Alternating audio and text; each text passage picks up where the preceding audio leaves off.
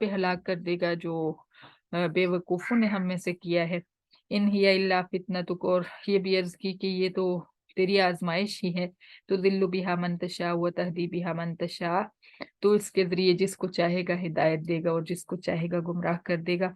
अंत वलियुना फ़ग़फ़िर लना वरहमना व अंत खैरुल गाफ़िरीन, तू ही हमारा दोस्त है, लिहाजा हमें बख्श दे और हम पे रहम फरमा, और तू सबसे बड़ा बख्शने वाला है। सुभान अल्लाह। अल्लाह ताला ने दुआ कबूल फरमा ली, और अल्लाह ताला ने उन सबको जिंदा कर दिया। वो जो मर गए थे उनको जिंदा कर दी। उनकी गुस्ताखी की वजह से एक दफा उनको मौत दी, और फिर हजरत मूसा अलैहिस्सलाम की दुआ की वजह से उनको जिंदगी दे दी। वक्त उगलना, इस तरह के वाकयात बस चंद एक ही हुए हैं जो दुनिया में एक बार मरने के बाद दोबारा से जिनको जिंदा किया गया हो। एक वाकया पीछे हमने पढ़ लिया है।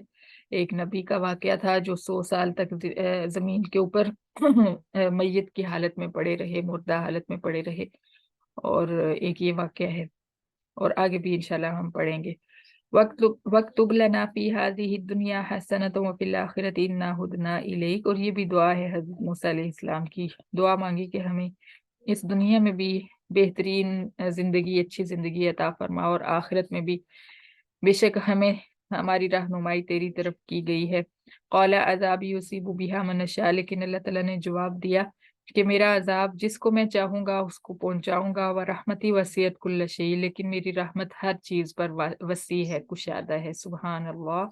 यानी अल्लाह की रहमत से मायूस नहीं होना चाहिए। हदीस मुबारका में आता है कि अगर तुम जमीन भर कर गुनाह लेकर आओ, और यानी इतने गुनाह हों कि जमीन से आसमान तक ढेर लग जाए, पूरी ये फिजा, ये सारा जो खाली हिस्सा है ये भर जाए, तो मेरी तरफ लौट आओ तो मैं इतनी ही रहमत लेकर तुम्हारी तरफ आऊंगा। सुभान अल्लाह। यानी अल्लाह ताला जमीन भरकर रहमत लेकर तुम्हारी तरफ आएगा।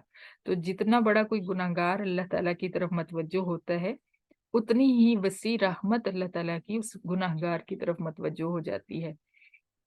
जैसे बच्चों में, औलाद में, छोटी सी एक मिसाल आप समझें इस चीज की, अगर समझ नहीं आती कि ये कैसे हो सकता है, तो औलाद में देखें कि जो बच्चा सबसे ज्यादा बदतमीज और गुस्ताख और नालायक होता है, वो अगर माँ बाप की तरफ रुजू करे और माफी मांग ले, तो बाकी सारे बच्चों से ज्यादा रहम माँ बाप को उस बच्चे पे आता है कि हमारा गुस्ताख और बदतमीज और नालायक बच्चा जो है अच्छा बन गया है, लायक बन गया है, फर्माबरदार बन गया है, तो उसके ऊपर बाकी सबसे ज्यादा प्यार आता है।